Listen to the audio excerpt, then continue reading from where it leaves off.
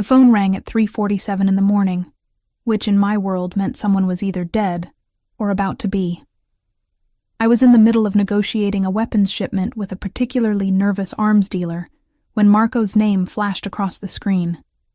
Marco never called unless blood had been spilled or money had gone missing. I held up one finger to pause the sweating man across from me and answered. "This better be worth interrupting my evening, Marco."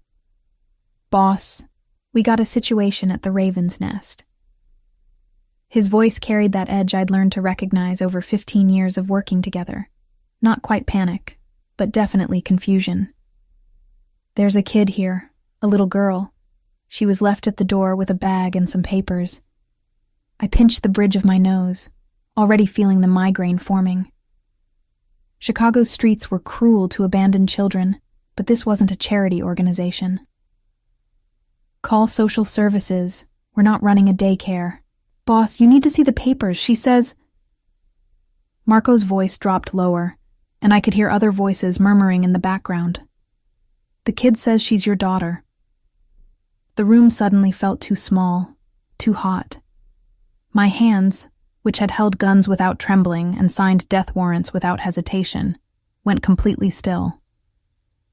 "What did you just say?" "There's a birth certificate here. Mother's name is Senna Thorne. Date of birth puts the kid at 7 years old. There's also a death certificate for the mother, dated 3 weeks ago. Cancer." Marco paused, and I could hear papers rustling. "Boss, the kid has your eyes. Those same gray storm eyes. No mistaking it." "Senna." The name hit me like a bullet to the chest, dragging me back 7.5 years to a night I'd tried very hard to forget. A hospital fundraiser where I'd been laundering money through charitable donations. She'd been a nurse there, wearing a blue dress that matched her eyes, laughing at something another nurse had said. We'd talked for hours about everything except who I really was. One night. One perfect night where I wasn't Silas Ravencroft, feared underboss of Chicago's most ruthless crime family. I was just a man captivated by a woman who saw goodness in a world I knew was rotting from the inside. She'd disappeared the next morning. No note, no number, no explanation. I'd tried to find her, but Senna Thorne had vanished as completely as if she'd never existed. Now I knew why. "I'll be there in 20 minutes, I said, ending the call before Marco could respond. I turned to the arms dealer, whose eyes had gone wide with obvious relief at the interruption. "We'll continue this tomorrow. Same terms, but I want an extra crate for the inconvenience. Considerate interest on my time." The drive to the Raven's Nest, my flagship nightclub, and the legitimate front for half my operations, should have taken 30 minutes. I made it in 15, running 3 red lights and probably terrifying my driver Constantine with my silence. Constantine had been with me through gang wars and federal raids, but he'd never seen me like this. Hands clenched so tight my knuckles were white, jaw set like granite, mind racing through scenarios I'd never prepared for. The club was closed for the night, but lights blazed in the upper offices. Marco met me at the private entrance, his usually impassive face showing concern. Marco was built like a brick wall and had the emotional range of concrete, but even he looked rattled. "She's in your office, boss. Dante's keeping watch. We didn't know what else to do." He handed me a manila envelope as we walked. Everything was in this: birth certificate, death certificate, immunization records, school reports. There's also a letter. My office occupied the entire top floor, deliberately designed to project power. Floor-to-ceiling windows overlooking the Chicago skyline, leather furniture that cost more than most people's cars, abstract art that was actually sophisticated money laundering. Sitting in the middle of my black leather couch, dwarfed by the massive furniture, was the smallest person who'd ever entered this room. She couldn't have been more than 3.5 feet tall, wearing faded jeans with cartoon characters on them and a purple jacket 2 sizes too big. Dark brown hair fell in tangled waves around her face, and she clutched a stuffed rabbit that had definitely seen better days. But it was her eyes that stopped me cold, storm gray, exactly like mine, like looking into a mirror that showed me the child I'd once been, before the world had taught me to become a monster.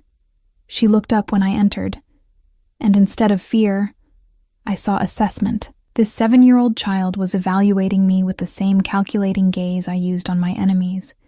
It was unsettling and strangely impressive. "Are you Silas Ravencroft?" Her voice was small but steady. "I am." I moved slowly, the way you might approach a frightened animal, and sat in the chair across from her instead of behind my desk. Every instinct I'd honed over decades of surviving in the underworld told me this moment mattered more than any negotiation I'd ever conducted. "What's your name?" "Willow Thorne." She hugged the rabbit tighter. "My mama said if anything ever happened to her, I should come find you. She said you were my daddy and you'd keep me safe, even though you're scary." The word daddy landed like a physical blow. I'd built an empire on fear and respect, had ordered deaths without losing sleep, had stared down rivals and federal agents with equal contempt. But this tiny girl calling me daddy unraveled something fundamental in my chest. "I'm sorry about your mother," I said, and meant it more than she could possibly understand. "When did she die?" 3 weeks ago."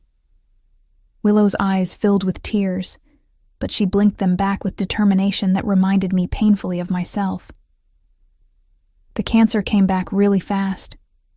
She tried to fight it, but the doctor said it was too late. Before she died, she made me promise I'd come here. She said you'd protect me no matter what." I opened the envelope Marco had given me, needing something to do with my hands. The birth certificate was official, listing Senna Thorne as mother and, shockingly, my name as father. The death certificate confirmed pancreatic cancer as cause of death. But it was the letter, written in Senna's neat handwriting, that destroyed whatever walls I'd kept around my heart. "Silas, if you're reading this, I'm gone, and Willow has found you as I instructed. I'm sorry for the lies, for disappearing, for keeping your daughter from you for 7 years. I had my reasons, and I hope someday you'll understand them. That night we spent together was the most real I'd felt in years. But the next morning, I found out I was being hunted by the Aguilar cartel over a witness protection case I'd worked. A patient I'd nursed back to health turned out to be their accountant who'd testified against them. They blamed me for keeping him alive. I had to disappear to survive. When I found out I was pregnant, I knew I couldn't involve you. Your world is dangerous, Silas. I've seen what happens to families caught in crossfire. But now I'm dying, and I can't protect Willow anymore. You're the only person I trust to keep her safe from the people still looking for me. She's smart, stubborn, and braver than any 7-year-old should have to be. She loves art, hates broccoli, and has nightmares about losing people she loves. She's been through hell watching me die. Please, Silas, give her the stability I couldn't. I loved you that night, and I've loved you every day since through the daughter we made. Protect her. Forever yours, Senna. I read it 3 times, each word carving deeper into whatever remained of my humanity. Senna had been hunted. She'd been alone and pregnant and terrified. And instead of coming to me, to the man who could have protected her, she'd disappeared to protect me. The Aguilar cartel.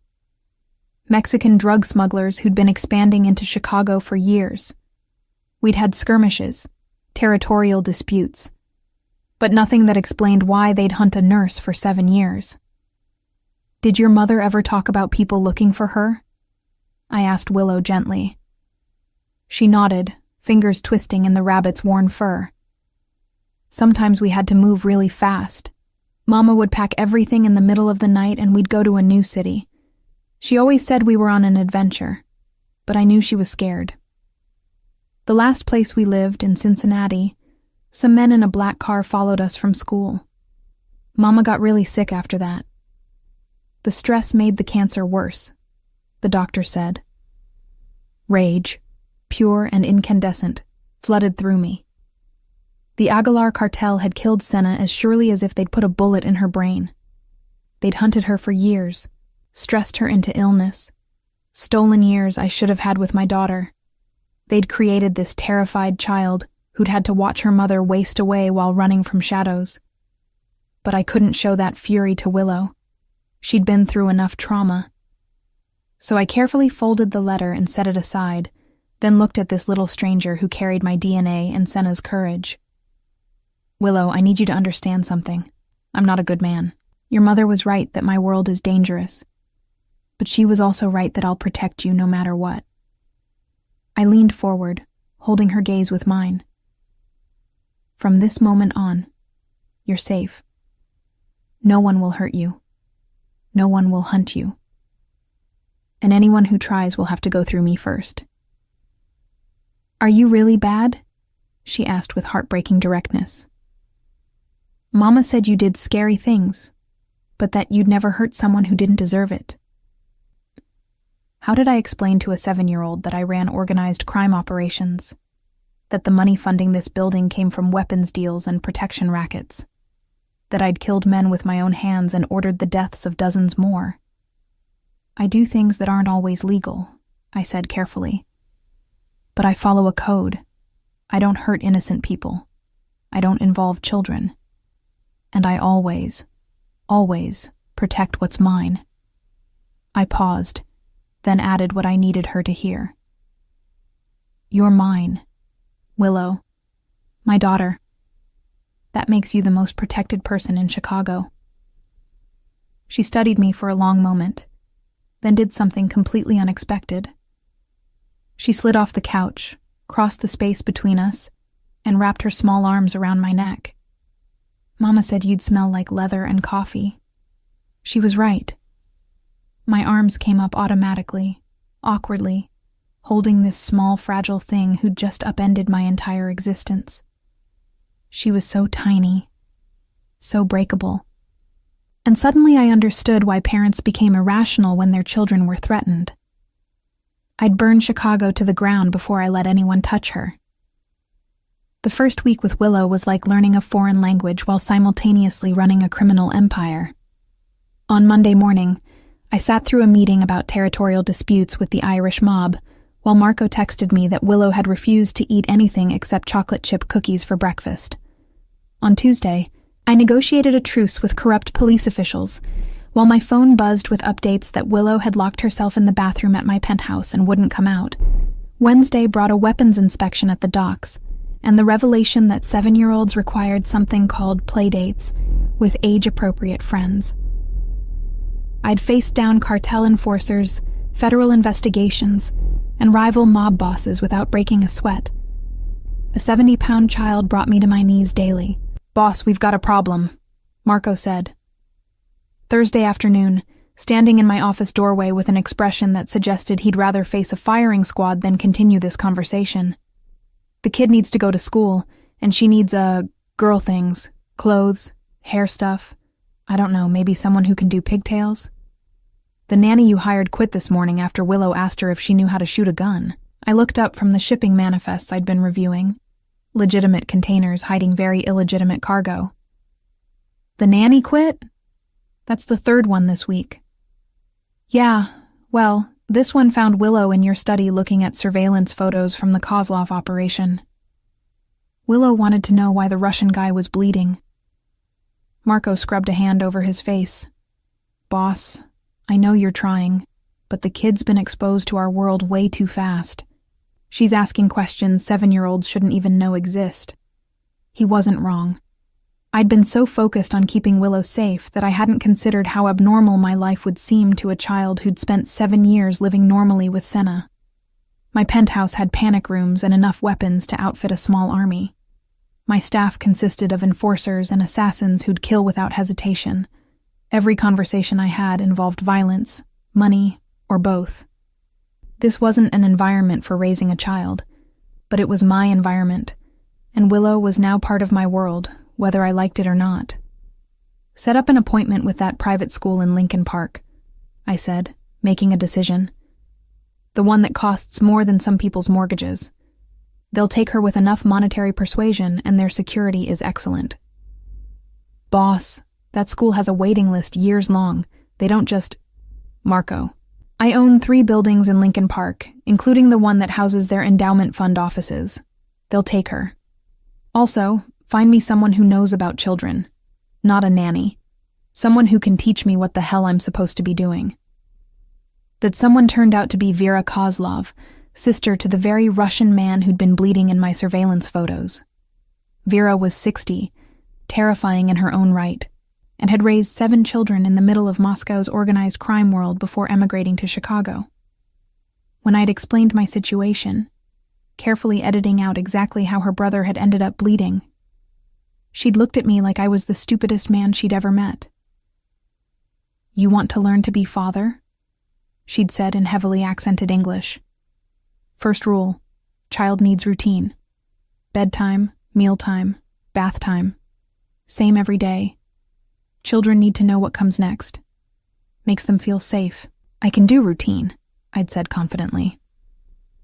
I ran multi-million-dollar operations with military precision. How hard could a 7-year-old's schedule be? Very hard, as it turned out. Willow had nightmares every night that first week, waking up screaming for Senna. The first time it happened, I'd burst into her room with my gun drawn, expecting threats, only to find her sobbing into that ratty stuffed rabbit.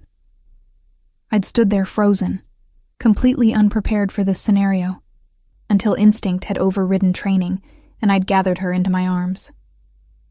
"Mama's gone," she'd cried into my shoulder, small body shaking. "She's really gone and she's never coming back." "I know, sweetheart." The endearment had felt foreign on my tongue, but somehow right. "I know it hurts, but you're not alone. I'm here, and I'm not going anywhere." "You promise?" She'd pulled back to look at me with those storm-gray eyes swimming in tears. "You promise you won't leave me too?" "I promise." And I'd meant it with every dark corner of my soul. "You're stuck with me now." Those nighttime vigils became our routine. Every night around 2 a.m., Willow would wake up crying, and I'd be there. Sometimes we'd talk about Senna, and she'd tell me stories about their life on the run. The small apartments, the middle-of-the-night moves, the way Senna had made every new place feel like home. Other times, we'd sit in silence while I held her. This tiny person who'd somehow become the center of my universe in 7 days. Vera taught me other things too. How to make Willow's favorite breakfast, scrambled eggs with cheese cut into tiny pieces because she hated chunks. How to brush her hair without yanking, start at the bottom and work your way up. How to read the signs when she was overwhelmed. She'd go quiet and clutch that rabbit like a lifeline. How to make her laugh. Terrible dad jokes apparently worked across all criminal organizations. "Why did the Scarecrow win an award?" I'd asked during breakfast on Friday, feeling ridiculous. Willow had looked up from her eggs suspiciously. "Why?" "Because he was outstanding in his field." The giggle that escaped her had been worth every ounce of dignity I'd sacrificed. Marco, standing guard by the door, had nearly choked trying not to laugh at his boss telling corny jokes. But the hardest part wasn't the routine, or the nightmares, or even the terrible jokes. It was explaining my world to someone innocent enough to believe in fairy tales, but smart enough to recognize darkness when she saw it. "Daddy, why do all your friends carry guns?" Willow asked Sunday afternoon. We were in my study, me working on legitimate business accounts while she colored at the coffee table. Dante and Marcus were stationed by the doors, and yes, both were visibly armed. I looked up from the spreadsheet showing profit margins from my construction company. Completely legal, used for laundering purposes, but technically legitimate. "They're not exactly friends, sweetheart. They're people who work for me." "But why do they need guns for work? Mama was a nurse, and she never had a gun." This was the conversation I'd been dreading. How did I explain violence to someone who'd only ever known her mother's gentle care?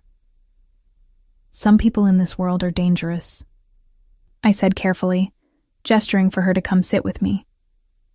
She abandoned her coloring and climbed into my lap, something she'd started doing that made my chest feel tight in unfamiliar ways. My job involves dealing with those dangerous people sometimes. The guns are to make sure everyone stays safe. Are you dangerous? Her small hand traced the edge of my collar where a scar disappeared beneath my shirt. A knife wound from years ago. Yes. I wouldn't lie to her. Senna had asked me to protect her, and protection started with honesty. I do things that scare people, but I have rules. I never hurt people who don't deserve it, and I always keep my promises. Like your promise to keep me safe? Exactly like that promise. That's the most important promise I've ever made. She thought about this for a moment, then nodded as if my explanation made perfect sense in her 7-year-old worldview. Okay, but Daddy, if someone tries to hurt me, can I have a gun too?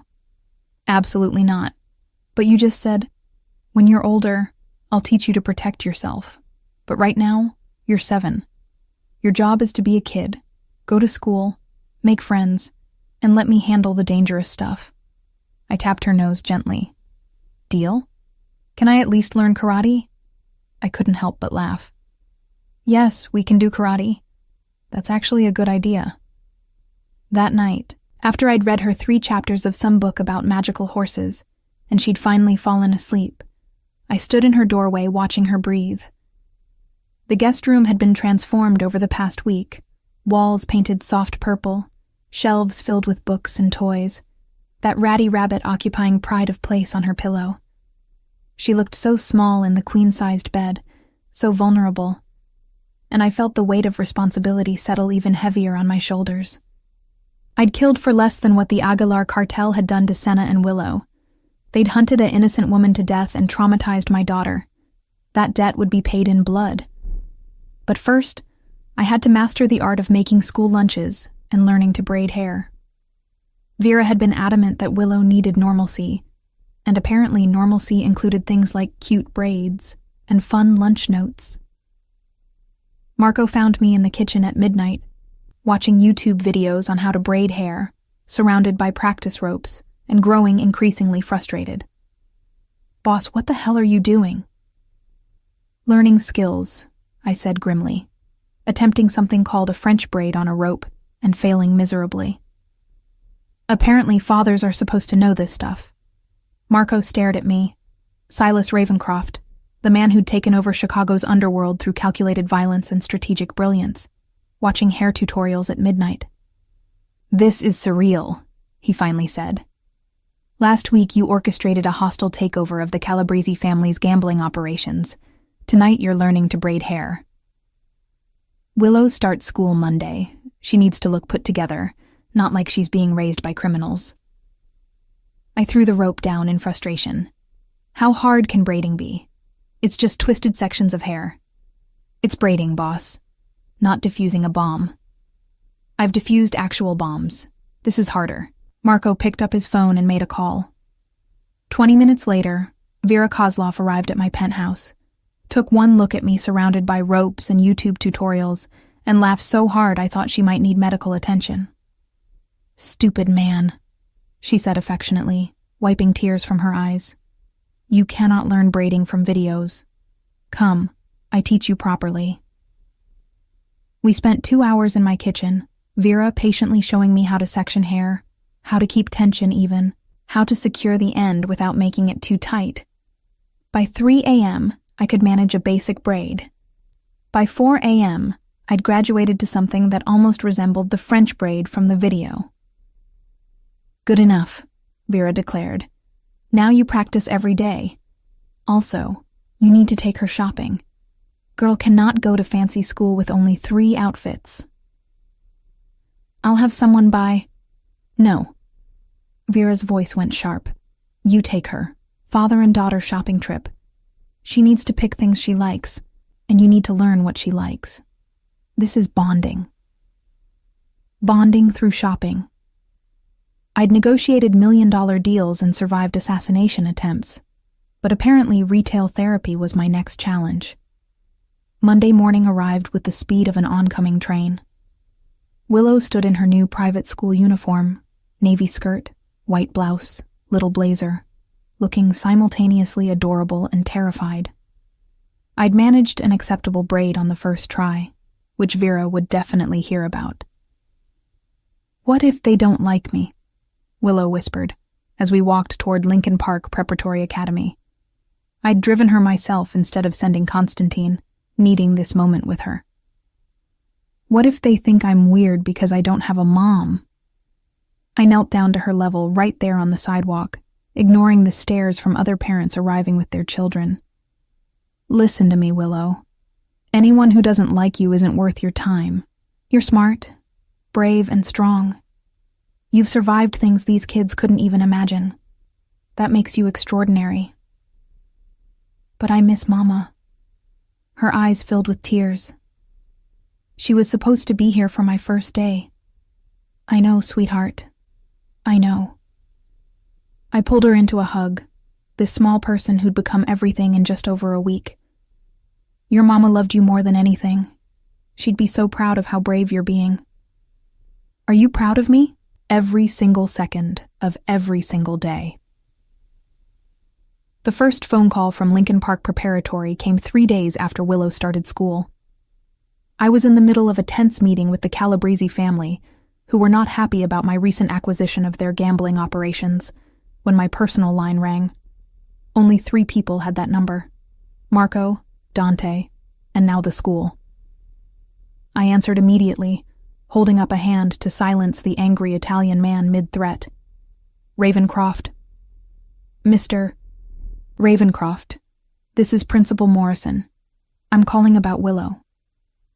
The woman's voice carried professional concern that made my blood run cold. "There's been an incident." I was already standing, already moving toward the door. Marco read my expression and immediately fell into step behind me, while Constantine materialized with the car keys. The Calabrese family would have to wait. Nothing mattered except whatever incident involved my daughter.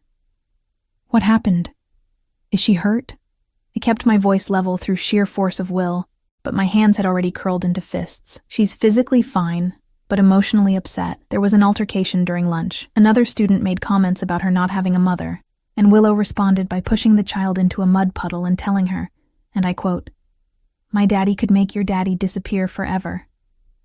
Principal Morrison paused meaningfully. "Mr. Ravencroft, we need to discuss appropriate conflict resolution and the concerning nature of that threat." Relief that she wasn't injured warred with pride that she'd defended herself, complicated by the realization that I'd need to teach her how to make threats that didn't reveal family business. "I'll be there in 10 minutes. The drive to Lincoln Park Prep took 8 minutes. I walked into that school with Marco at my back. He'd insisted on accompanying me after I'd explained the situation, and every parent and teacher in the hallway gave us a wide berth. Something about 2 large men in expensive suits moving with predatory purpose made people nervous. Imagine that. Principal Morrison's office was decorated with inspirational posters about reaching for stars and believing in yourself. Willow sat in a chair too large for her, covered in mud, braids half undone, clutching that rabbit. Her eyes were red from crying, but her jaw was set stubbornly. Sitting across from her was a blonde girl in a pristine uniform, and her mother, who looked like she'd never experienced hardship more serious than her latte being made incorrectly. "Mr. Ravencroft, thank you for coming so quickly." Principal Morrison gestured to an empty chair. "This is Mrs. Hartley and her daughter Madison. We're here to discuss the incident and appropriate consequences." "What exactly did Madison say to Willow?" I asked, sitting down and pulling my daughter's chair closer to mine. Willow immediately grabbed my hand with both of hers. Mrs. Hartley spoke before the principal could. "Madison was simply making conversation about families. It's not her fault that Willow got violent.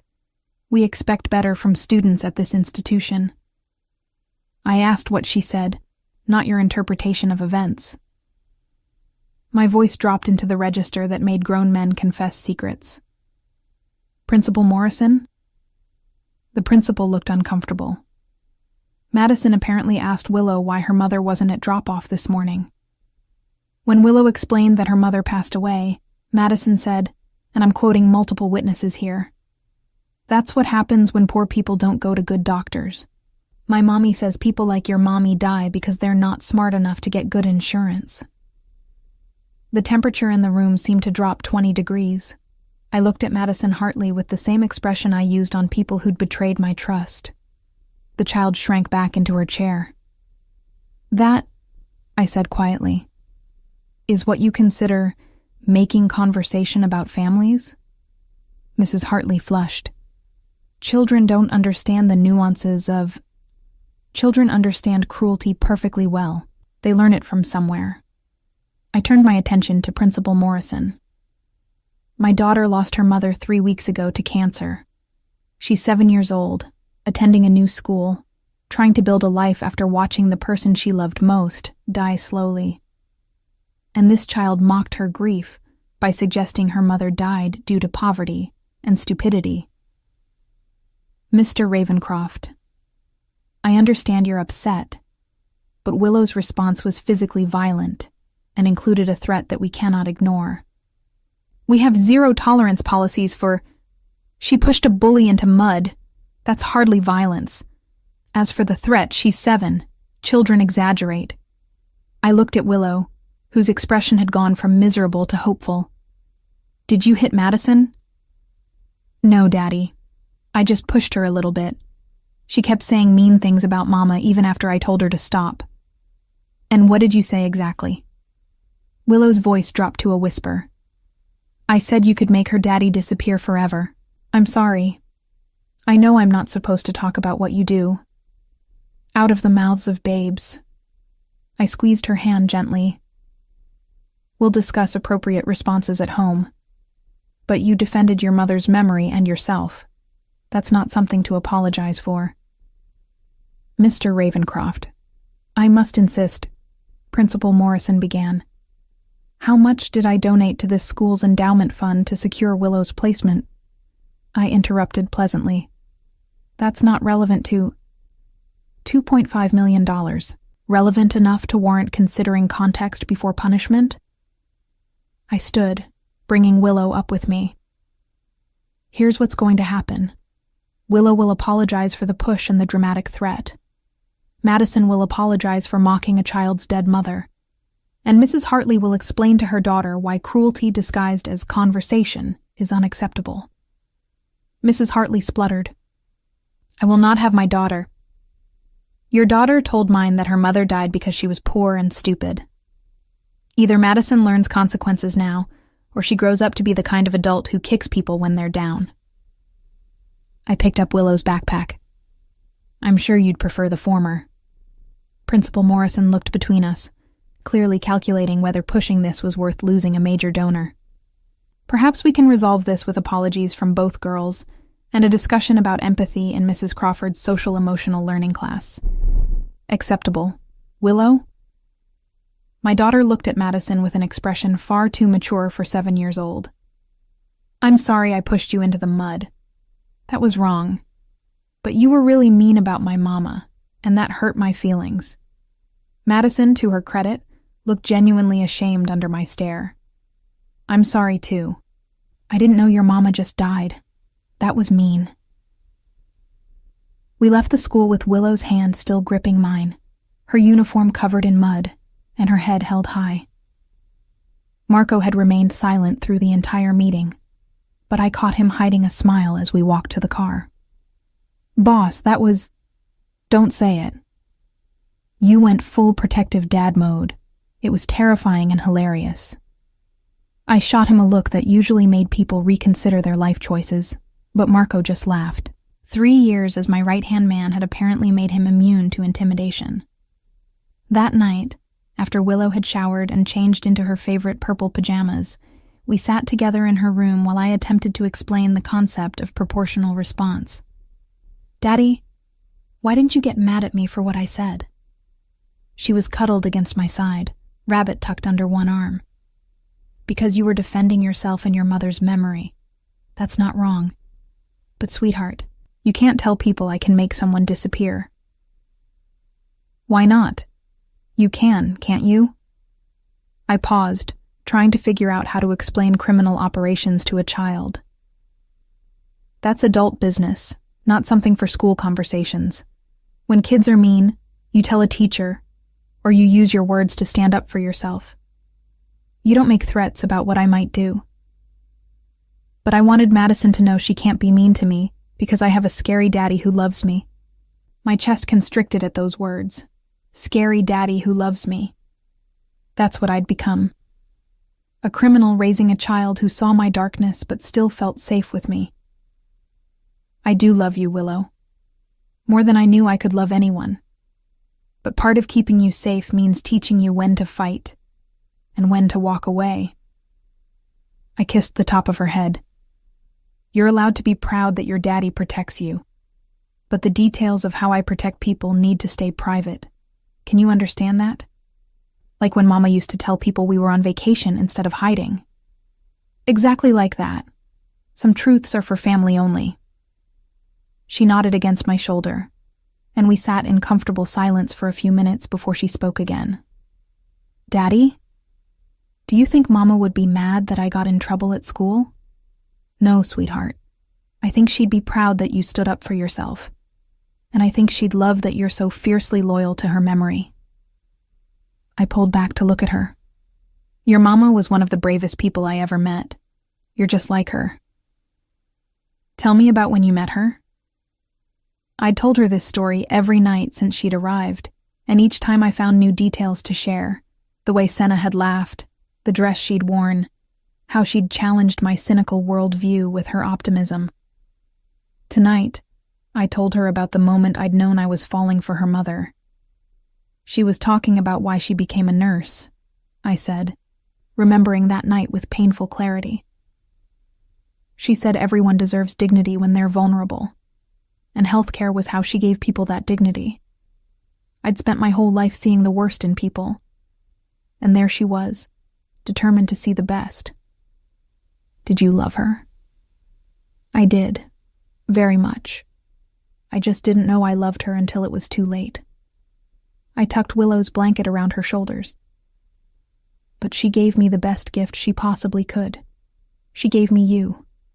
Willow fell asleep shortly after that, but I stayed in her room for another hour, watching her breathe and thinking about Senna. She'd been right to hide Willow from me initially. My world was dangerous, and children caught in crossfire rarely survived. But she'd also trusted me enough to send our daughter to me when she couldn't protect her anymore. That trust demanded I become better than I'd been. Not good, I'd never be good. But better, a father who could attend school meetings without threatening principals. A man who could braid hair and tell bedtime stories and still run a criminal empire efficiently. The next 3 years became a delicate balance of two lives. Mornings were school drop-offs and packed lunches with notes that said things like, "Have a great day, sweetheart," inside. Afternoons were homework help and karate classes. Willow took to martial arts with frightening natural talent. Evenings were dinner together, always, no matter what crisis emerged in my other life. Bedtime was stories and cuddles and chasing away nightmares. But between those moments of domesticity, I ran the largest criminal organization in Chicago. I negotiated with corrupt politicians, expanded operations into new territories, eliminated threats with calculated precision. The Aguilar cartel remained on my radar, but they'd gone quiet after Senna's death. Apparently, killing their target had satisfied whatever vendetta they'd held. That should have been a relief. Instead, it felt like unfinished business. Willow thrived despite the unusual circumstances. She made friends at Lincoln Park Prep, carefully screened friends whose families would never suspect what her father really did. She excelled in school, showing particular talent for art and surprisingly strategic thinking. When I taught her chess, she grasped complex patterns immediately. When we played war games, child-appropriate versions, obviously, she demonstrated tactical awareness that reminded me uncomfortably of myself. Daddy, if I move my knight here, you'll think you can take it with your bishop, but that leaves your queen exposed.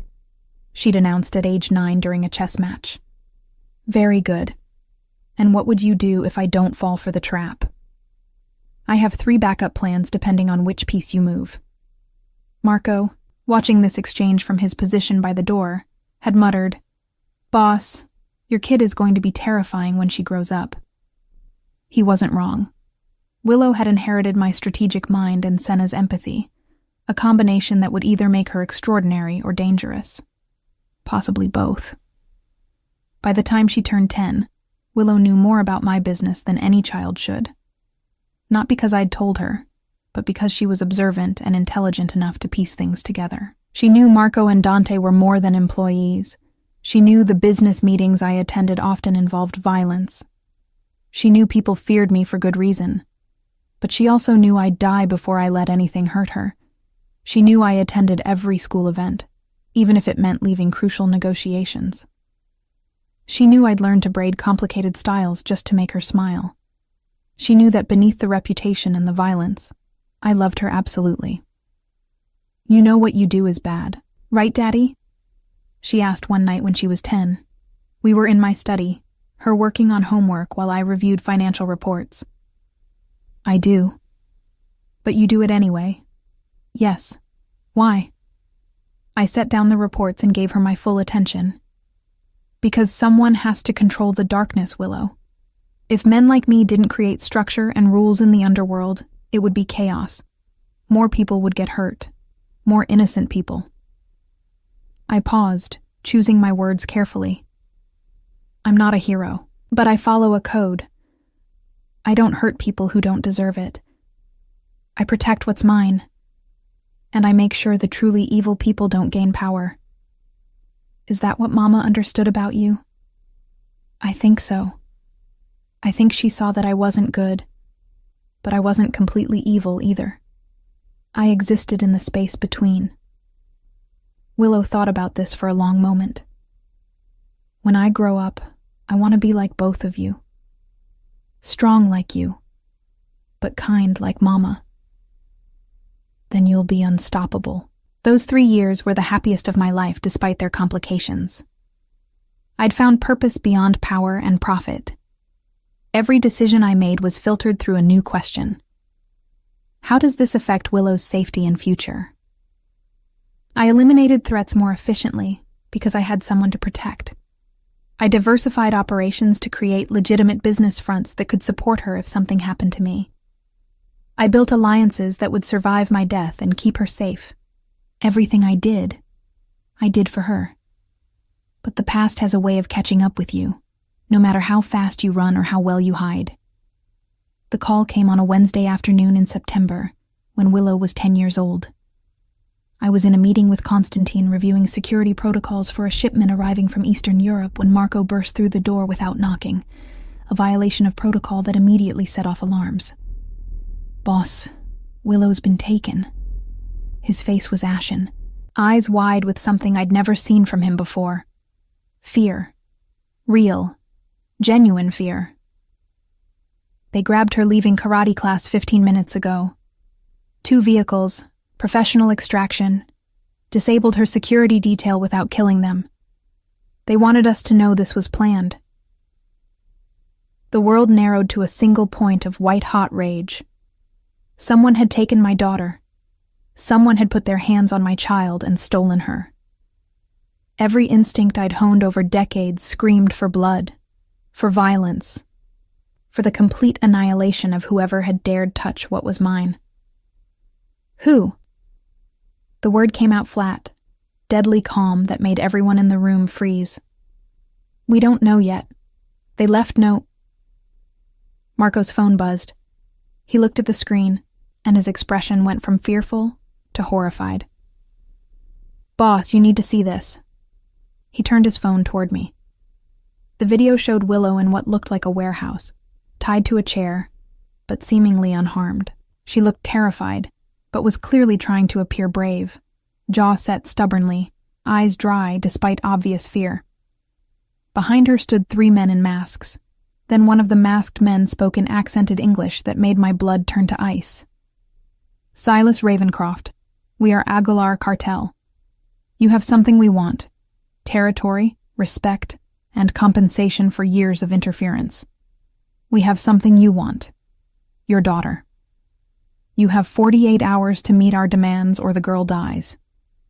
Instructions will follow. The video ended. The Aguilar cartel, the same organization that had hunted Senna. They'd killed her through stress and fear, and now they'd taken Willow. The rage I'd been controlling exploded into something cold and calculating. They'd made the worst mistake anyone could make. They'd threatened my child. Get everyone here now, I said quietly. Too quietly. Marco recognized that tone. It meant someone was about to die screaming. Every captain, every soldier, every person who owes us favors. I want the Aguilar cartel's location within 6 hours.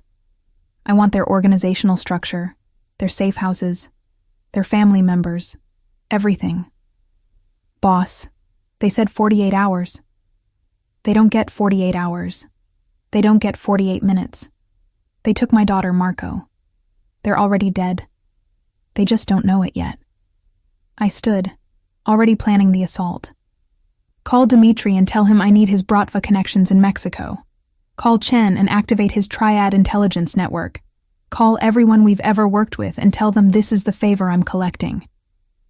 Within 2 hours, my penthouse had transformed into a war room. 15 of Chicago's most dangerous men sat around my dining table, each representing different factions of the underworld. The Irish mob, the Bratva, the Triads, independent operators, everyone who owed me or feared me enough to help. The Aguilar cartel operates primarily out of Michoacan, but they have cells throughout the Midwest, Chen reported, pulling up maps on the screen we'd set up. They've been expanding into Chicago for years, trying to muscle in on territory. Taking Ravencroft's daughter is either incredible stupidity or a calculated risk. It's desperation, Dimitri added. His Russian accent was thick, but his English was perfect. We've cut into their distribution network significantly over the past year. They're losing money and influence. This is them trying to regain power through leverage. They don't have leverage. They have a death sentence. I studied the maps, noting safe house locations, known cartel members, possible warehouse sites. Willow's somewhere in Chicago. They wouldn't risk crossing state lines with a hostage this high profile. Start with abandoned warehouses in their territory. Cross-reference with properties purchased or rented in the last month by shell companies. That's hundreds of locations, boss, Marco said carefully. Then we search hundreds of locations. We have 6 hours before they expect contact. I want her found before they realize we're not negotiating. My phone buzzed with a message from an unknown number. Another video. This one showed Willow, still tied to the chair, but now one of the masked men was standing closer to her. The man spoke directly to the camera. 48 hours, Ravencroft. Don't test our patience. The girl is comfortable for now, but that can change. Comfortable for now. I memorized every detail of that video. The lighting suggesting overhead fluorescence, the concrete walls indicating industrial building, the sound of traffic in the background, meaning near a major road, the slight echo suggesting large open space. Every piece of information was a clue to her location. Daddy? Willow's voice came through the speaker, small and frightened but trying so hard to be brave. Don't do what they say. Don't let them win. The video cut off, but those words, don't let them win, they were pure Willow, pure Senna, brave even when terrified. Boss, she's telling you something, Marco said suddenly. That's not just courage, she's giving you information. He was right. Willow was smart enough to know I'd analyze every frame. Play it again. Focus on what's behind her. We watched the video 15 times, examining every detail. On the 7th viewing, Dante spotted it. A logo partially visible on a crate behind Willow. The logo was for Midwest Industrial Supply, a company that I knew had gone bankrupt 6 months ago but still owned several warehouses. There, I said, freezing the frame. Midwest Industrial Supply. They had 3 warehouses in Chicago. Marco, find out which one is in Aguilar territory and still accessible. 20 minutes later, we had the location, an abandoned warehouse in Pilsen, historically Aguilar territory, purchased through a shell company 3 weeks ago. The timing was perfect. They'd been planning this for weeks. We go tonight, I announced. Fast, quiet, and lethal. No witnesses, no survivors except Willow. I want every Aguilar member in that building dead. Boss, respectfully, going in aggressive could get Willow killed if they panic, Dante said carefully. Maybe we should... No negotiation. No waiting. They took my daughter, and they're going to learn why that was the last mistake they'll ever make. I looked around the table at these dangerous men, each one capable of extreme violence. Anyone not comfortable with a massacre can leave now. No one moved. Good.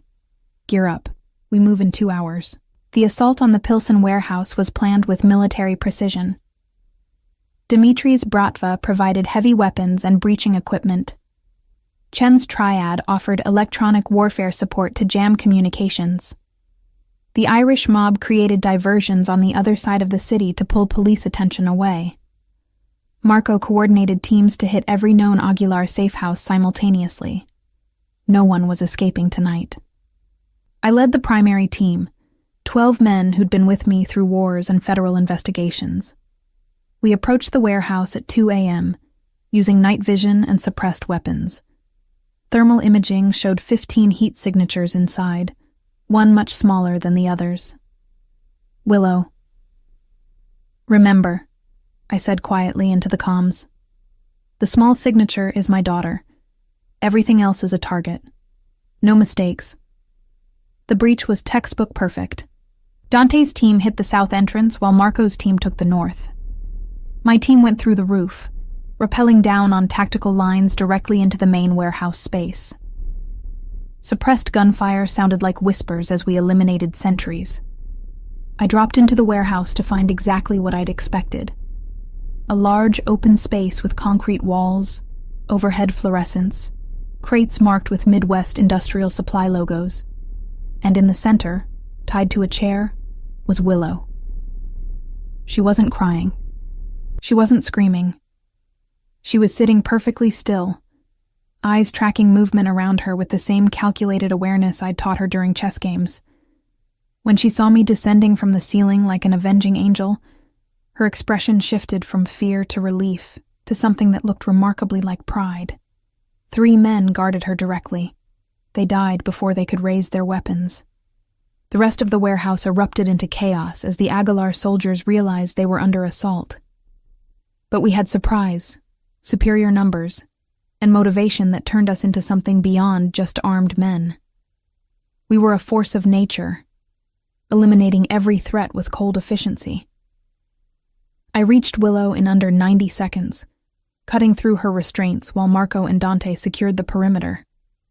She launched herself at me, small arms wrapping around my neck so tight I could barely breathe. "I knew you'd come," she whispered against my shoulder. "I knew you wouldn't negotiate." "Never, sweetheart. Never." I held her close, checking for injuries, finding only bruises from the restraints. "Did they hurt you?" "No. They were scared of you. I could tell. They kept arguing about whether this was a mistake." She pulled back to look at me with those storm-gray eyes. "Daddy, I think they wanted to be caught. Like this was a trap or something." Smart girl. Too smart for her own good sometimes. The realization hit me the same moment Marco shouted a warning. The thermal imaging had shown 15 heat signatures. But now I counted bodies. Only 12 Aguilar soldiers, plus the 3 I'd killed. That left 3 signatures unaccounted for. The explosion came from the east wall, breaching it inward with enough force to knock several of my men off their feet. Through the smoke and debris came the missing 3, not Aguilar soldiers, but professional mercenaries in tactical gear. And leading them was someone I'd never expected to see again, Senna Thorne walked through the smoke with a rifle in her hands and murder in her eyes. Eyes that were supposed to be closed forever in a grave in Cincinnati. She was thinner than I remembered, harder, with new scars visible on her forearms, and a coldness in her expression that hadn't existed 7 years ago. But it was definitely her. "Get away from my daughter, Silas," she said calmly, rifle aimed at my center mass. Willow's scream of "Mama!" was the only sound in the suddenly silent warehouse. Time seemed to stop as I stared at the ghost of a woman I'd mourned for 3 years. Senna Thorne, who I'd believed died of cancer, stood 15 feet away with a rifle pointed at my chest and 3 professional killers at her back. She looked like death personified. All lean muscle and cold efficiency. Nothing like the gentle nurse who'd laughed at my terrible jokes 7 years ago. But it was her eyes that broke something in me. Those blue eyes I'd dreamed about, that Willow had described with painful longing, were now empty of warmth. She looked at me like I was a threat to eliminate, not the father of her child. "Mama?" Willow's voice cracked with confusion and hope. "Mama, you're alive? But the doctor said—" "I lied, baby girl." Senna's rifle didn't waver, but her voice softened slightly when addressing our daughter. "I had to make everyone think I was dead to protect you. To protect both of you." My mind raced through possibilities and explanations, trying to make this impossible situation make sense. "You faked your death. The certificate, the funeral, all of it was staged." It wasn't a question. The pieces were falling into place with awful clarity. "You sent Willow to me knowing the Aguilar cartel would come after her eventually. You used our daughter as bait." "Not bait, protection." Senna's jaw clenched. "I knew you'd keep her safe while I eliminated the threat. And I was right. She's alive, isn't she?" "She's traumatized." I kept myself between Senna and Willow, not entirely sure whose side the armed woman was on. "She spent 3 weeks believing you died in agony. 3 years thinking she'd lost her mother forever. Do you have any idea what that did to her?" "I know exactly what it did, because I've spent 3 years tracking down every Aguilar cartel member who ever threatened my family." Senna's voice turned to ice. 63 men, Silas. I've killed 63 cartel members, worked my way up their organization, eliminated every person who knew Willow existed. The 3 men who planned to use her against me, I saved them for last." She gestured with her rifle, and I realized the 3 mercenaries weren't her backup. They were prisoners, bound and kneeling in the shadows. I recognized one of them from intelligence reports, Javier Aguilar, nephew of the cartel's founder and the operational leader for their Chicago expansion. "You set this up," I said slowly. "The abduction, the ransom demand, all of it. You knew I'd find Willow, knew I'd come with overwhelming force, knew the Aguilar soldiers would be trapped between us. I've been hunting these 3 for 18 months. They were too well protected, too paranoid, too careful. But they couldn't resist one last chance at the leverage they've been seeking for years."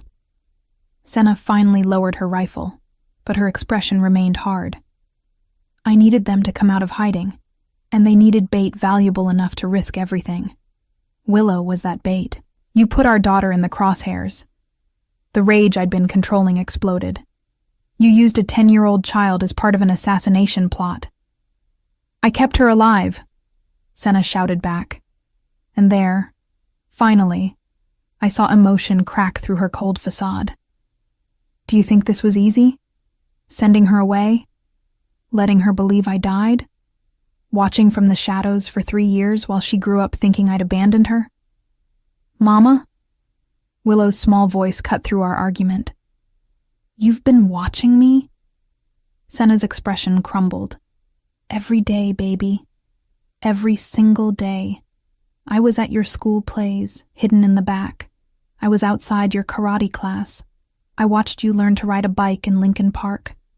I've seen every moment of your life, even if you didn't see me. Then why didn't you come back?" Willow pulled away from me, taking tentative steps toward her mother. If you were alive, why didn't you tell me? Because they would have found you.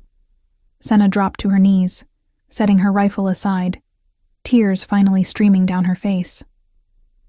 As long as these men lived, you weren't safe. They knew about you, had your picture, were planning to use you against me. I had to make them think I was dead so they'd lower their guard. Then I had to hunt them down one by one. For 3 years? You couldn't have finished this sooner? I couldn't keep the bitterness from my voice.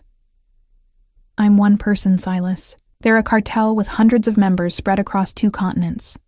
Yes, it took 3 years to systematically dismantle their organization and identify every person who knew Willow existed. Senna looked up at me with exhausted defiance. I did what I had to do to ensure our daughter's safety. What would you have done differently? She had a point, much as I hated to admit it. If someone had threatened Willow, I would have burned the world down brick by brick until the threat was eliminated. Senna had done exactly that. She'd just done it alone, quietly, over 3 years of methodical assassination. Willow stood between us now, looking back and forth like she couldn't decide whether to be furious or relieved. You let me think you died. You let me cry every night. You missed my birthday 3 times. I know, baby. I know, and I'm so sorry. Senna held out her arms, and after a long moment, Willow ran into them. They collapsed together on the concrete floor, both crying, 3 years of grief and fear pouring out in broken sobs. I watched this reunion with conflicting emotions, relief that Senna was alive, rage that she'd orchestrated this deception, pride that she'd been capable of the sustained violence necessary to protect our daughter, confusion about what happened next. Marco approached carefully, weapon lowered, but ready. Boss, what are your orders? Good question. I had a warehouse full of dead Aguilar soldiers, 3 prisoners who were apparently Senna's endgame, a daughter who'd just discovered her mother wasn't dead, and a supposedly deceased woman who'd spent 3 years as a one-person killing machine. Secure the prisoners. Clean up the bodies. Make sure this warehouse burns completely once we're gone. I looked at Senna. We need to talk, but not here. Bring your mercenaries or whatever they are. We do this at my penthouse where Willow can be comfortable. Senna nodded, not releasing her grip on our daughter. They're former special forces. I hired them to help with surveillance and extraction. They're not involved in the killing. That was all me. Of course it was. Senna had always been capable of surprising ruthlessness when it came to protecting people she loved. She'd proven that by running for 7 years while pregnant, and then with a small child. This was just the next evolution. The drive back to my penthouse was surreal. Willow sat between Senna and me in the back of the SUV, holding both our hands, still crying but also talking nonstop. 3 years of stored-up stories came pouring out. School events, friends she'd made, how I'd learned to braid her hair, the time I'd threatened a principal for her. Senna listened with a mixture of joy and pain, realizing how much she'd missed. Daddy's really good at bedtime stories now, Willow said, wiping tears from her face. And he makes breakfast every morning, even when he has important meetings. And he learned karate with me so we could practice together. He did? Senna looked at me with surprise. She needed a training partner, I said simply.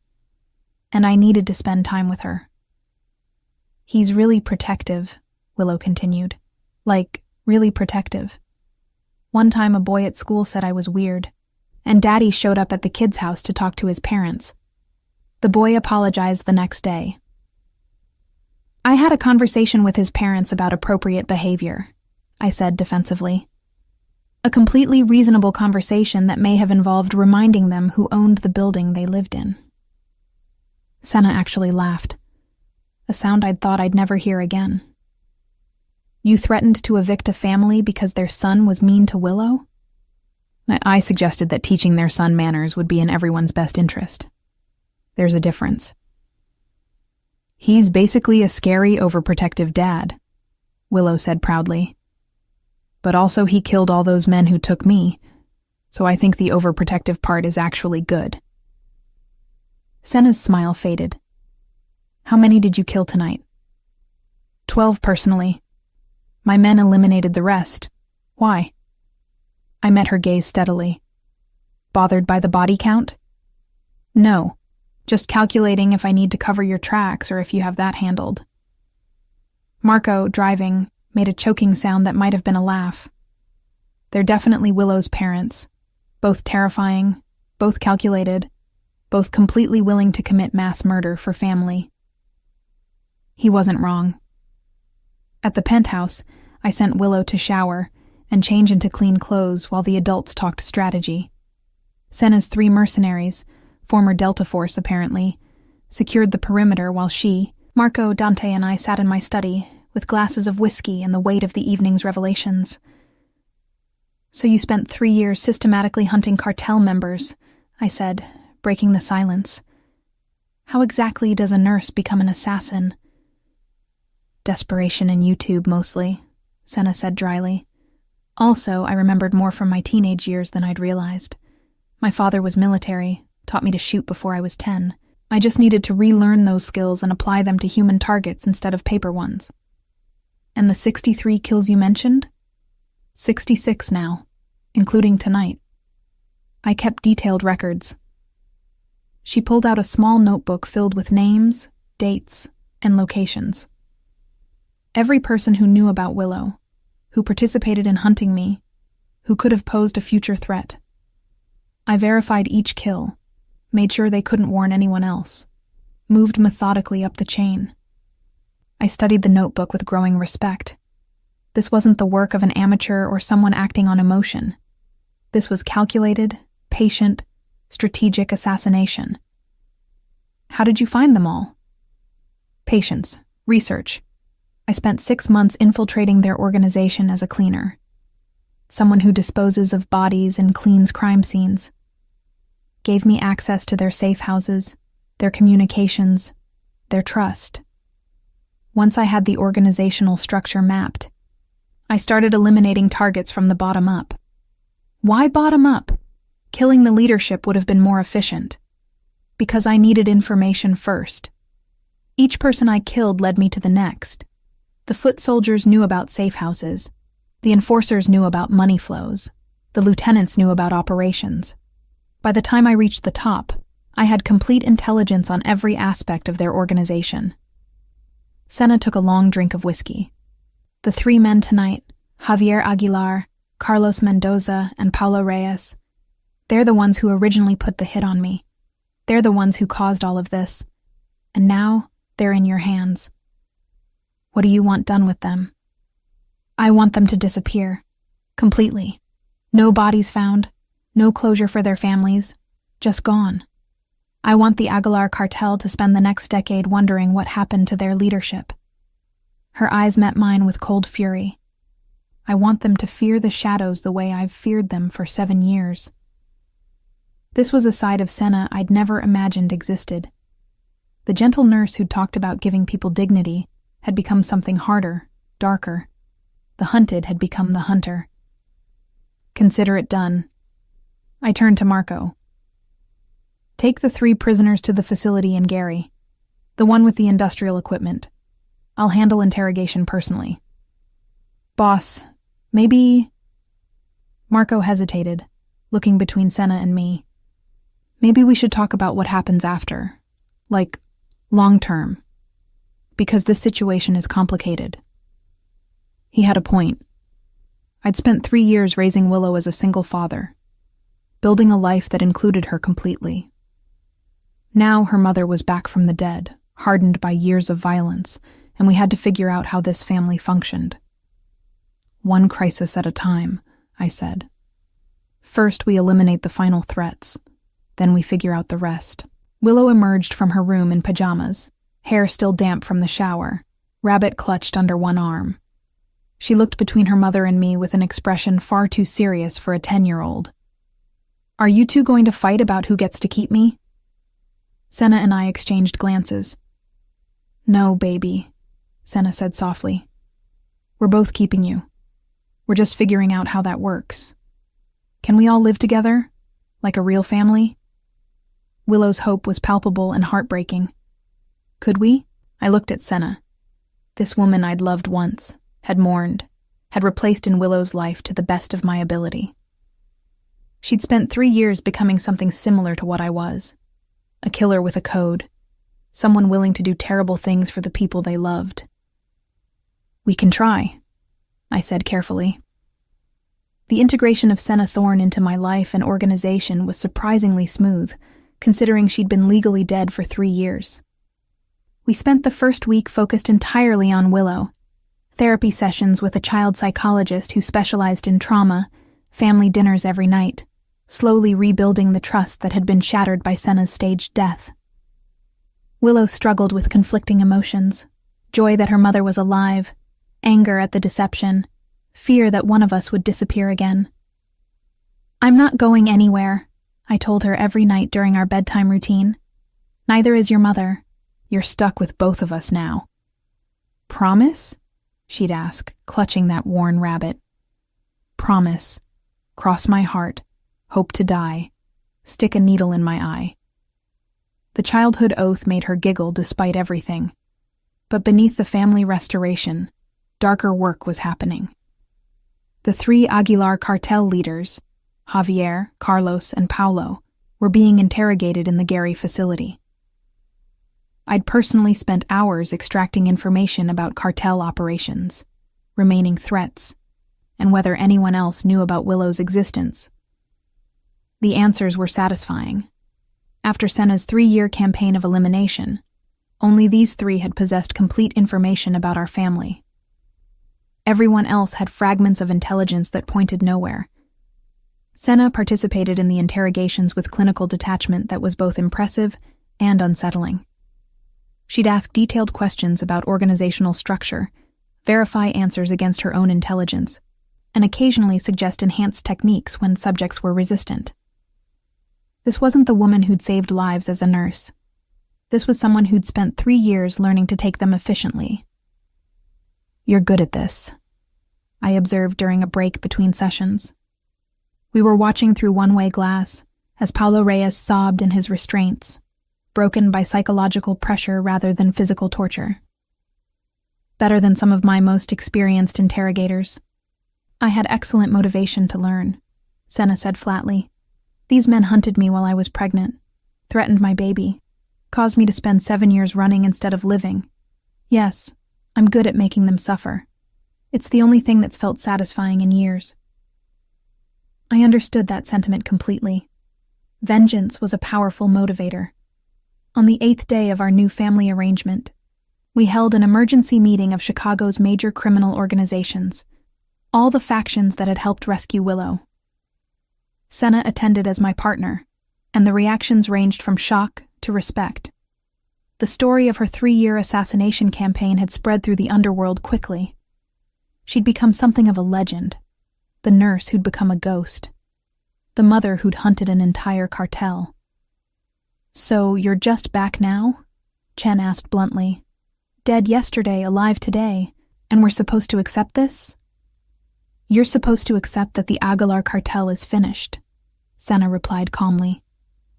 "Their leadership is being dismantled as we speak. Their Chicago operations are dissolved. Their territory is available for redistribution. I've spent 3 years earning this victory, and now I'm claiming it." "With respect, you're a civilian," Dmitri interjected. "Killing cartel members doesn't make you one of us." "No, being Silas Ravencroft's partner makes me one of you." She looked at me, and I saw the question in her eyes. Was that true? Senna eliminated a threat to my family and crippled an organization that's been problematic for all of us, I said, making my position clear. She's proven herself more capable than most people in this room. If she wants a seat at this table, she's earned it. The silence that followed was calculating rather than hostile. These were pragmatic criminals who understood actions spoke louder than credentials. Senna had done what most of them couldn't or wouldn't, sustained covert operations against a major cartel for 3 years. "What do you want from us?" Marco asked her directly. "What's your angle here?" I want my daughter to grow up safe, Senna said simply. I want the Aguilar cartel's resources distributed in a way that prevents anyone else from filling their void. I want a legitimate front that allows me to exist in this world without hiding, and I want a partnership with Silas that protects our family long term. It was a reasonable request, and more importantly, it aligned with everyone's interests. A power vacuum from the Aguilar cartel's collapse could spark territorial wars unless managed carefully. Senna's intelligence about their operations was valuable for that management. We can work with that, Chen said finally. But you understand there's a probationary period? Trust in our world is earned slowly. I spent 3 years earning it by bleeding the Aguilar cartel dry, Senna responded. How much more probation do you need? Several people around the table laughed. She fit our world better than I'd expected. Over the next year, Senna and I built something unprecedented, a true partnership in both family and business. She took over intelligence operations, applying her methodical approach to information gathering and analysis. Her medical background proved surprisingly useful. She understood human biology in ways that made interrogation more effective and knew exactly how to keep informants alive but talking. You're terrifying, Marco told her after she'd extracted information from a Russian smuggler in under 20 minutes without physical torture. Seriously, terrifyingly efficient. Thank you, Senna replied pleasantly. Years of dealing with difficult patients taught me how to manipulate people psychologically. Turns out those skills transfer well. But it was her relationship with Willow that showed the most evolution.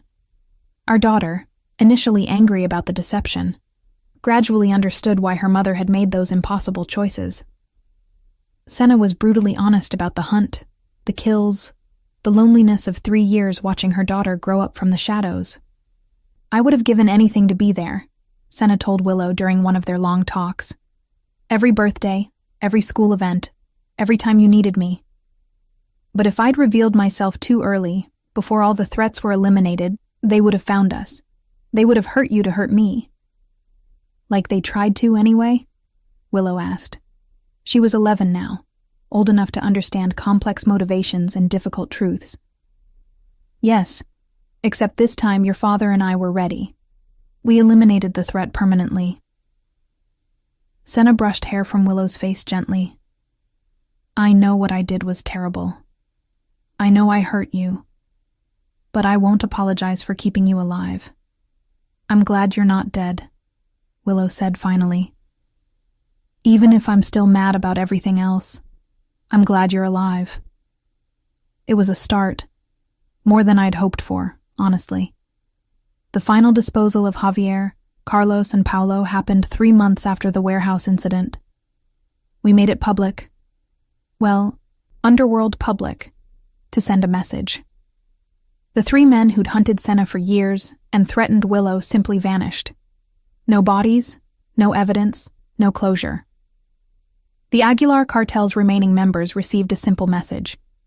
Chicago was closed to them permanently, and pursuing vengeance would result in complete organizational annihilation. They believed us. They'd seen what one determined mother had done to their operations over 3 years. They didn't want to know what she could do with resources and support. Is it really over? Willow asked, the night we received confirmation that the last Aguilar cells had withdrawn from Chicago. We were having family dinner, something we did every night now, no exceptions. Senna had cooked, I'd set the table, and Willow had been relegated to homework duty first. The threat from the Aguilar cartel is over, I confirmed. Other threats will always exist in our world, but this particular nightmare is finished. So Mama doesn't have to hide anymore, and we can be a real family. Senna and I exchanged glances. We'd been carefully navigating our relationship for months. Partners in business, co-parents to Willow, but not quite together romantically. Too much had happened, too much time had passed, too much had changed. But looking at our daughter's hopeful face, I realized she needed more than just 2 parents who worked well together. She needed to see that love could survive impossible circumstances. that family could be rebuilt even after tragedy. Yes, sweetheart, Senna said softly. We can be a real family. All three of us. Together. That night, after Willow fell asleep, Senna and I finally had the conversation we'd been avoiding. I don't know if we can be what we were, she admitted. We were in my study, both holding glasses of wine, years of trauma and violence and survival between us. 7 years ago, I was a different person. You were different too. We've both become something darker. Maybe that's not a bad thing, I said thoughtfully. We understand each other now in ways we couldn't have then. You've lived in my world. You've made the same impossible choices. You know what I am, and you're not afraid of it. Are you afraid of what I've become? No. I'm impressed by it. And honestly, I find it attractive that you're capable of extreme violence in defense of our family. Does that make me a terrible person? Senna laughed genuinely for the first time since she'd returned. If you're terrible, then so am I. I find it attractive that you burned down an entire cartel operation to save our daughter. Maybe we deserve each other. Maybe we do. We started dating like normal people. If normal people discussed assassination techniques over dinner and took their child to karate class between gang negotiations. Willow was delighted to see us together, and honestly, it felt natural. Senna understood my world because she'd become part of it. I understood her trauma because I'd lived my own version of it. By the time Willow turned 12, we'd fully integrated our lives and operations. Senna ran intelligence and strategic planning. I handled enforcement and external relations. Together, we'd built something more efficient and powerful than anything I'd managed alone. The underworld called us the Ravencrofts, with a mixture of respect and fear. A family that couldn't be threatened, couldn't be bought, and definitely shouldn't be crossed. Daddy, can I ask you something? Willow said one night when she was 13. We were in my study, her doing homework while I reviewed shipping manifests for legitimate businesses that were definitely not moving illegal goods. Anything, sweetheart. When I grow up, can I work with you and Mama? Like, be part of the family business? I set down the manifests, giving her my full attention. She was growing up so fast, already 5'4", with Senna's graceful features and my storm gray eyes.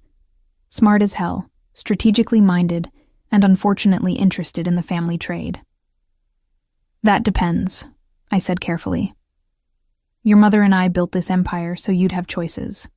You can go to college, become anything you want, doctor, lawyer, artist, whatever makes you happy. You don't have to follow in our footsteps. But what if I want to? What if I want to learn what you do, be part of what you've built? Senna appeared in the doorway, having overheard the conversation. Then we'll teach you, she said firmly. But first, you finish school. Get educated, learn legitimate skills. The family business will still be here when you're ready. And if I'm never ready, then you live a normal life, and we support that completely, I said. The point of everything we've done, the violence, the empire, all of it, was to give you safety and choices. We won't be disappointed if you choose something different. Willow thought about this, then grinned. I'll probably end up working with you. I'm really good at chess, and Mama says that's basically what you do. Strategic thinking and planning several moves ahead. She wasn't wrong.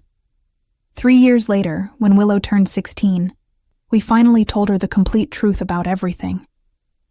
Not the sanitized version we'd given her as a child, but the real story. How Senna and I had met.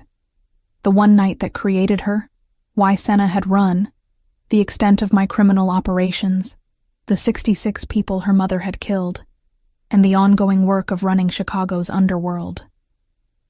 She listened to everything without interruption, processing information with the same calculating awareness I'd recognized in her as a 7-year-old. When we finished, she was quiet for a long moment. So basically, you're telling me that I'm the daughter of Chicago's most powerful crime lord, and a woman who single-handedly dismantled a drug cartel. Willow finally said. Yes, Senna confirmed. And you've built this entire empire partially to ensure I'm protected and have opportunities? That's the core of it, I agreed. And you want me to understand all of this so I can make informed choices about my future? Exactly. Willow leaned back in her chair, considering everything. Then she smiled. The same calculating smile I'd seen on Senna's face when she was planning something. I want in, not just eventually, now. Teach me everything. I want to understand the business, learn the strategies, know how to protect what we've built. She looked between us with determination. I'm a Ravencroft. This is my legacy, too. Senna and I exchanged glances. We'd hoped she'd choose something safer, something normal. But looking at our daughter, brilliant, strategic, brave, I realized she was exactly like both of us. This was who she was meant to be. All right, I said finally. But we do this properly. You finish high school, go to college, business management, economics, something useful. Learn legitimate operations first. Then we'll gradually integrate you into the real work. Deal, Willow agreed immediately. But I'm sitting in on strategy meetings starting now. Observer status only. I promise. She kept that promise for about 3 days before making suggestions that improved our logistics operations by 15%. By the time she graduated high school, she was actively contributing to strategic planning.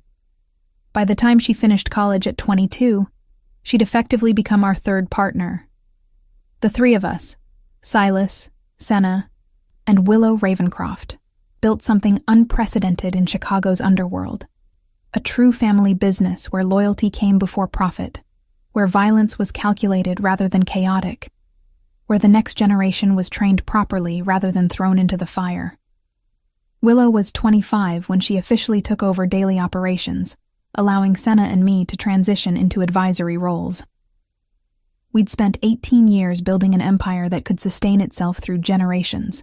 Our daughter had inherited the best of both of us, Senna's strategic patience and medical precision, my calculated ruthlessness and business acumen. Do you ever regret it? Senna asked me one night. We were in our home office. We'd moved out of the penthouse years ago to a more family-appropriate estate in Lake Forest. The life we've given her? The world we've brought her into? No, I said honestly. We gave her power, knowledge, and the tools to survive in a world that's never been safe. We taught her to be strong instead of vulnerable. That's not something to regret. She's killed 6 people now, Senna said quietly. 6 threats she eliminated personally, cleanly, without hesitation. You killed 66. I've lost count of my number. She's our daughter. This was always her likely path. I pulled Senna closer. This woman who'd died and been reborn, who'd become my true partner in every sense. We raised a queen, not a princess. I'm proud of that. So am I, Senna admitted, even though part of me wishes we could have given her something softer. She wouldn't have wanted softer. She's a Ravencroft. That night, I stood in the doorway of Willow's old room, preserved exactly as she'd left it when she'd moved into her own place downtown. That ratty stuffed rabbit still sat on the shelf, a reminder of the terrified 7-year-old who'd walked into my life and changed everything. I'd built an empire before Willow arrived, but she'd given it purpose. She'd made the violence meaningful, the power worthwhile, the darkness bearable. Everything I'd done for 18 years had been to ensure she could inherit a world where she was safe, powerful, and free. The call that changed my life had come at 3:47 in the morning 18 years ago. Marco's voice saying there was a child at the door who claimed to be my daughter. I'd walked into that office expecting a problem to solve and found instead the greatest gift I'd ever received. Willow taught me that love could exist in darkness, that family could be built from violence, that redemption wasn't about becoming good. It was about protecting something worth being terrible for. I'd been a monster long before she arrived. But she'd given me a reason to be a monster with purpose. And in our world, that was as close to salvation as people like us ever got.